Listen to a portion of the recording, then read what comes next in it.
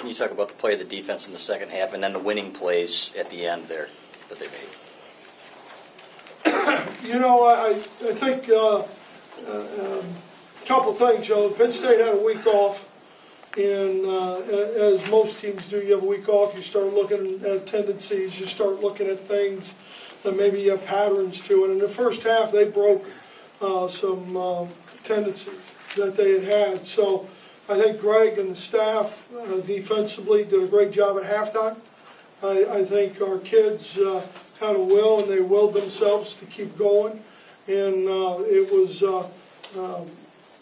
pressure on the quarterback with, a four-man, three-man rush that really worked out pretty well, and maximum coverage. And part of that, is he's got to hold the ball a little longer. And we got off the field in third downs, which in the first half we really didn't as much. Steve?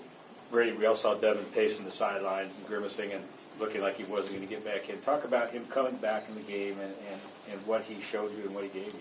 Well, Devin's leadership has been outstanding, Steve. He played a game a year ago with a broken toe for half the game. So he's got a toughness to him.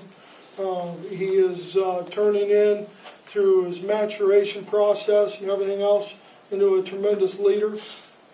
He was cheering the defense on when they were out there. And he just was, he wants to compete and play. And the trainers said, yeah, he can go. You mentioned the environment, the defense played well. Was tonight sort of a glimpse of what you imagined this program could be, or where you guys expect it to be at this point? Yeah, I think that's the expectations that we all have, Dan. I think that there isn't any question about it. I mean, that's what Michigan has been about, and that's what it's going to continue to be about. And, we talked about taking one at a time, and that's what we're going to do, and just see how this team finishes.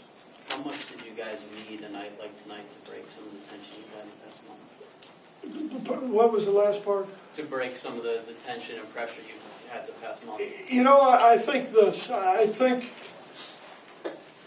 the way our guys have handled the last 2 weeks, I don't know if many football teams could do that and persevere like they have and stay together like they have. And so I give those kids a lot of credit in that locker room. Did they need this payoff, though, to keep that going? It certainly helps. There's no question about it. John? Coach, you've talked a lot about forcing turnovers. Can you talk about the Jordan Lewis play and the pressure that helped create it? Well, they kind of go hand in hand, John, as you know. And I thought that, number one, Jordan has done a really fabulous job, with coverage. And he's usually playing very tight coverage. But at the same time, I think the pressure, no doubt, had something to do with it. But it was also, when you watch it again, I think a pretty daggone athletic play by Jordan, too.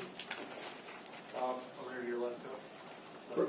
Brady, with all that had built up coming into this game, can you put in words what it means when the crowd was there, when there was some suggestion it wouldn't be, and your team defense played well and Gardner played well? Can you put in words what it means to you as the coach of the program to see that? I'm just so excited, Wojo, for those kids. I mean, they're the ones who are doing the work. They're the ones out there playing. They're the ones who come to Schembeckler Hall every day with an attitude to play for each other. It'd be real easy not to be that way. It'd be real easy for guys to say, I want to go get mine or whatever. But they haven't done that. And we've held them to a pretty high standard, but they've held themselves to that high standard.